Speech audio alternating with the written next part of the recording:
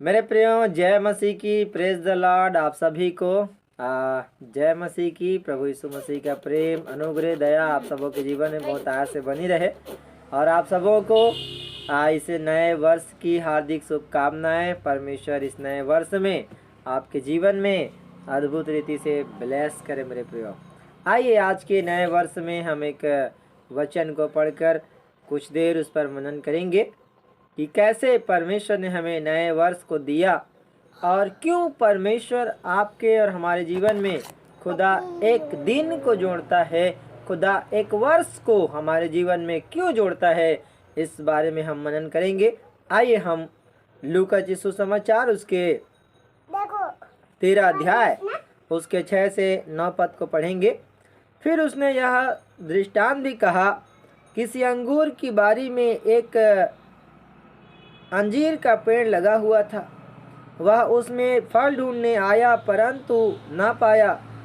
तब उसने बारी के रखवाले से कहा, देख, 3 वर्ष से मैं इस अंजीर के पेड़ में फल ढूंढने आता हूँ परंतु नहीं पाता। इसे काट डाल कि यह भूमि को भी क्यों रोके रहे। उसने उसको उत्तर दिया, हे स्वामी, इसे इस वर्ष और रहने दे कि मैं इसके चारों ओर खोद कर खाद डालूं। आगे को फले तो भला, नहीं तो उसे काट डालना। मेरे प्रियो, यहाँ इस दृष्टांत में हम इस बात को पढ़ते हैं कि बारी का जो मालिक है वो पेड़ में फल ढूंढने के लिए आता है। मालिक परमेश्वर है और वो पेड़ आप और हम हैं, और रखवाला प्रभु यीशु मसीह है। मेरे प्रियो, जो हम सब का रखवाला है, जो हम सब का चरवाहा है। तो परमेश्वर बारी में अंजीर के पेड़ में फल ढूंढने के लिए आया, लेकिन फल नहीं पाया तो बोला, इसे काट डाल, भूमि को क्यों रोपे रहे। लेकिन रखवाला निवेदन करता है कि इसे इस वर्ष और रहने दे, मैं इसको चारों ओर खोद कर खाद डालूंगा। आगे तो फले तो भला, नहीं तो इसे काट डालना। मेरे प्रियो, प्रभु यीशु मसीह आपके लिए, हमारे लिए परमेश्वर से विनती करता है कि एक वर्ष और रहने दे, इस वर्ष और रहने दे। प्रभु एक अवसर को हमें देता है ताकि आप और हम, मेरे प्रियो, फल लाएं। पहली बात, इस नए वर्ष को आज 1 जनवरी 2023 है और परमेश्वर ने हमें इस नए वर्ष को हमारे जीवन में इसलिए दिया, इस नए वर्ष को इसलिए दिया, इस नए वर्ष को खुदा ने इसलिए जोड़ा ताकि आप और हम क्या लाएं, फल लाएं। मेरे प्रियो, ताकि आप और हम फल लाएं। मैं आपको बताना चाहता हूं, बीते 2022 से लेकर अब तक के यदि आपने किसी भी प्रकार के अपने जीवन में फल को नहीं लाए होंगे, तो आपके जीवन से फल नहीं दिख पाया होगा, तो खुदा ने आपको एक अवसर दिया है कि आप फल लाएं। कौन कौन से फल हैं? बाइबल बताता है, भले कामों का फल लगे, धार्मिकता का फल लगे, आत्मा का फल लगे, और बाइबल बताता है कि तुम में मनुष्य को जीतने रूपी आत्मा का फल आपको और हमारे जीवन में होना चाहिए। मेरे प्रियो, मैं आज आप लोगों को बताना चाहता हूँ, मेरे परमेश्वर के प्रिय लोगों, कि खुदा ने एक अवसर इसलिए दिया, आपके जीवन में धार्मिकता का फल होना चाहिए, आपके जीवन में भले कामों का फल होना चाहिए, आपके जीवन में आत्मा का फल होना चाहिए, आपके जीवन में मनुष्य रूपी आत्माओं का फल होना चाहिए। क्योंकि जब हम एक आत्मा को, एक मनुष्य को प्रभु के पास लाते हैं, आत्मा को बचाते हैं, तो वो हमारे लिए फल के समान है, फल ठहरता है। मेरे प्रियो, ये फलें आपके और हमारे जीवन में दिखाई देना चाहिए। परमेश्वर है जो फल ढूंढने के लिए आता है।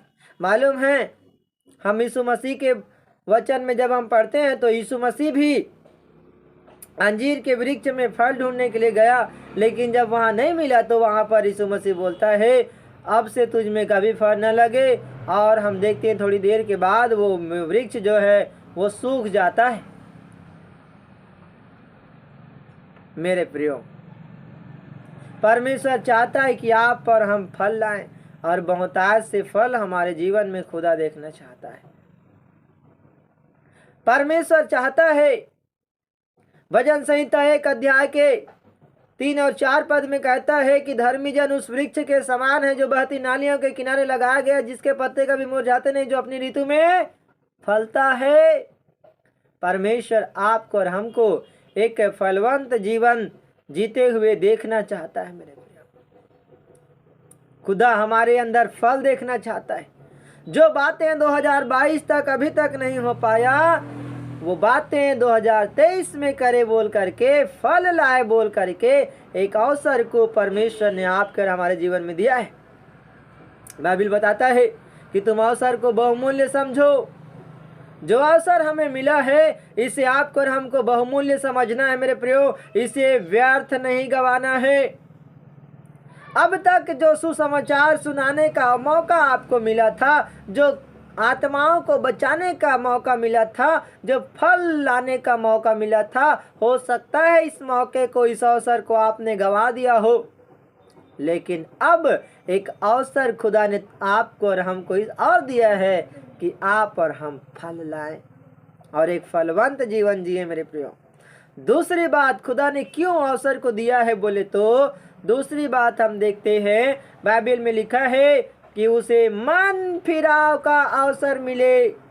मेरे प्रियो, प्रभु यीशु मसीह का आगमन निकट है, लेकिन वो धीरज धरता है कि कोई भी मनुष्य नाश ना हो। लोगों को मन फिराव का अवसर मिले, पश्चाताप करने का अवसर मिले। मन फिराने के लिए एक और अवसर को मिलना चाहिए बोल करके प्रभु अभी तक क्या किया है, धीरज को धरा है। मेरे प्रियो, यदि आपने 2022 तक मन नहीं फिराया है तो इस 23 को खुदा इसलिए दिया है कि आप मन फिराएं। एक अवसर परमेश्वर आपको और हमको दिया है कि मन फिराएं, और मन को फिरा करके आप और हम परमेश्वर की ओर फिरें। पाप और बुराई दुष्टता को छोड़ कर हम परमेश्वर की ओर फिरें। मेरे प्रियो, तीसरी बात क्यों अवसर को दिया बोलने से मैं आप लोगों को बताना चाहता हूँ। तीसरी बात है मेरे प्रियो, हमारे चाल चलन में बदलाव होने के लिए परमेश्वर ने एक अवसर को दिया। हमें ये 2023 को इसलिए अवसर को दिया खुदा ने, नए वर्ष को, ताकि हम अपने चाल चलन में बदलाव कर सकें। नूह के समय में लोगों ने अपना चाल चलन बिगाड़ लिया था। परमेश्वर ने देखकर पछताया कि अरे मैंने क्यों बनाया मनुष्य को। मेरे प्रियो, आज हमारे चाल चलन के द्वारा क्या हम परमेश्वर को प्रसन्न करते हैं, या हम अपने चाल चलन के द्वारा परमेश्वर को दुखित करते हैं, परमेश्वर की आत्मा को शोकित करते हैं? हमें जांचना होगा, हमें परखना होगा। मेरे प्रियो, बाइबल बोलता है अपने आप को परखो, अपने आप को जांचो कि तुम प्रभु में हो कि नहीं।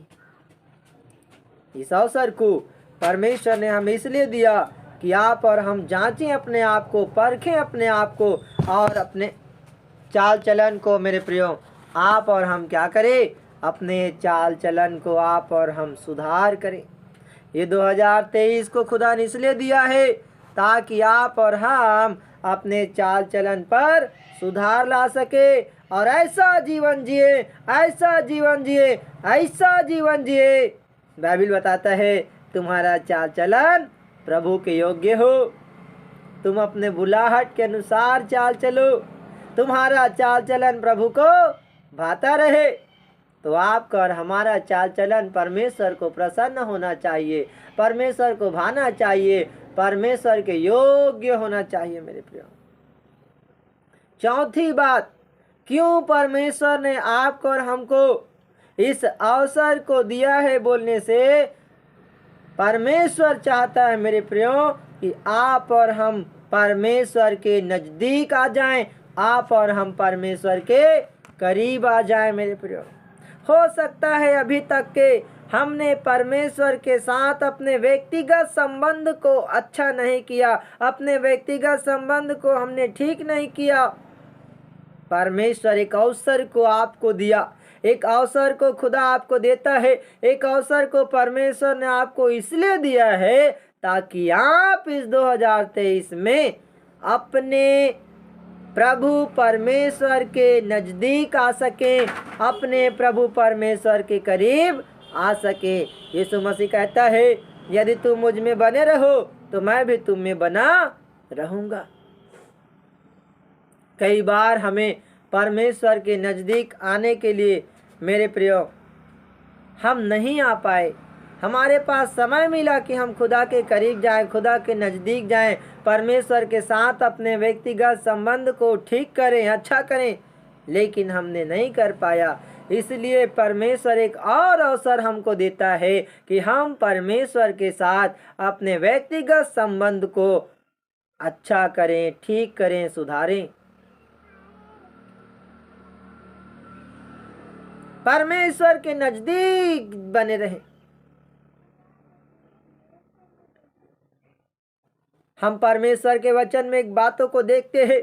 यीशु मसीह उन दोनों बहनों के घर में गया, मार्था और मरियम सब इस घटना को जानते हैं। मार्था किचन में गई और खाना बनाने लग गई, लेकिन मरियम जो है वो यीशु के चरणों में बैठकर परमेश्वर का वचन को सुनती रही। और यीशु मसीह ने कहा, ए मरियम, तूने उत्तम भाग को चुन लिया है।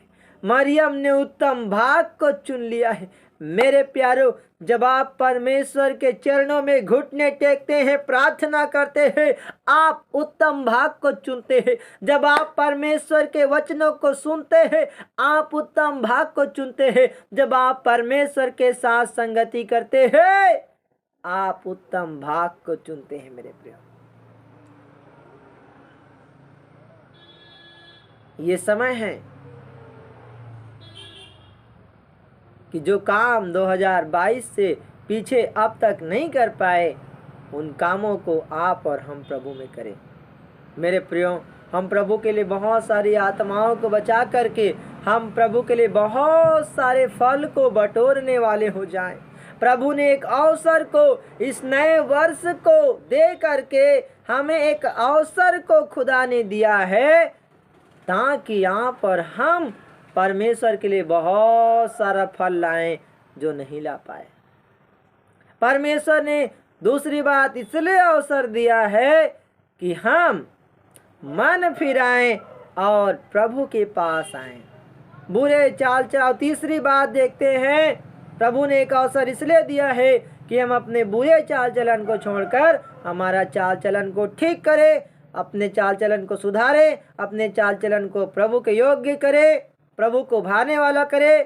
और चौथी बात इसलिए दिया कि हम परमेश्वर के और नज़दीक आ जाएं। मेरे प्रियो, तो जब ये अवसर हमें मिला है तो इस अवसर को कभी व्यर्थ नहीं गंवाना है मेरे प्यारे भाइयों बहनों। और इस अवसर को बहुमूल्य समझ करके हमें बहुत सारा फल लाना है, मन फिराना है और हमें अपने चाल चलन को सुधारना है, क्योंकि परमेश्वर का आगमन निकट है, यीशु मसीह का आगमन निकट है। यीशु जल्द बादलों पर आने वाला है और वो यीशु हर एक के कामों के अनुसार उनका पलटा लेगा।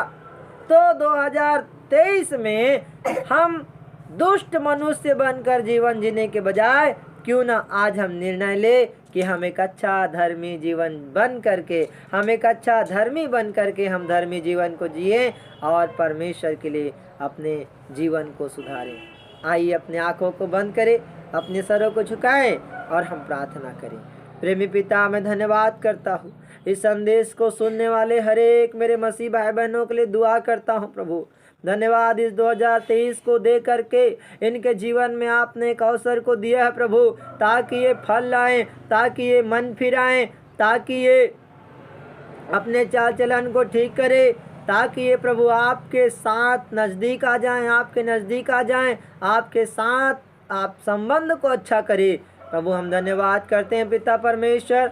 मैं प्रार्थना करता हूँ इन सभी भाई बहनों के लिए ये नया वर्ष बहुत आय से आशीष का कारण होने पाए, हालेलुया, फलवंत का कारण होने पाए प्रभु जी। और पिता परमेश्वर तेरे राज्य के सुसमाचार को सुनाते रहे प्रभु। आप इन्हें पाप बुराइयों से, अंधकार की शक्तियों से और पिता परमेश्वर रोग बीमारी महामारियों से प्रभु आप बचाए रखना। इनके घरों को, इनके परिवार को प्रभु आप सुरक्षित रखना मेरे परमेश्वर पिता। हम धन्यवाद करते हैं, कामकाजों में आशीष दे, रोजी रोटी में आशीष दे, अन्न धन जल में तेरी आशीष को मांगते हैं मेरे प्यारे पिता। प्रभु हम धन्यवाद करते हैं पिता। तूने वचन में कहा प्रभु जी, अध्याय 2 अध्याय के 19 पद में कहा है, आज से मैं तुम्हें दूना सुख दूंगा। प्रभु आज से इनके जीवन में दूना सुख को आप प्रदान करे, दूने भाग को आप प्रदान करे परमेश्वर पिता, दुगुने आशीष को प्रदान करे प्रभु जी, आत्मिक जीवन में दुगुने सामर्थ्य को प्रदान करे मेरे परमेश्वर पिता। धन्यवाद करते प्रभु जी, तेरी इच्छा, तेरी योजना, तेरे दर्शन, बुलाहट इन भाई बहनों के जीवन में पूरा होने पाए। धन्यवाद 2023 प्रभु जी, हालेलुया। देश के लिए, राष्ट्रों के लिए प्रभु आत्मिक बेदारी का कारण होने पाए और प्रभु जाति जाति के लोग तेरे चरणों में आए, मन फिराएं और प्रभु आपके पीछे चलने पाए। धन्यवाद खुदा, आप हमारे पापों की मुक्ति के लिए मारे गए, गाड़े गए मृतकों को में से तीसरे दिन जी उठे प्रभु जी, और आपने बहुमूल्य लहू को बहाया प्रभु। तेरे लहू हमारे सब पापों को शुद्ध करता है। धन्यवाद। नए साल में नया जीवन जीने के लिए, सामर्थ से भरे रहने के लिए, तेरे राज्य के लिए सुसमाचार प्रचार करने के लिए और तेरे राज्य के लिए बहुत सारी आत्माओं को जीतने के लिए और प्रभु तेरे काम करने के लिए हमारी सहायता करना। धन्यवाद मेरे खुदावंद खुदा, सब बातों में आपको आदर मिले, आपको महिमा मिले। इस प्रभु के नाम से दुआ मांगते हैं, आमीन। प्रभु आप सबको बहुत आयत से आशीष दे। जय मसीह की।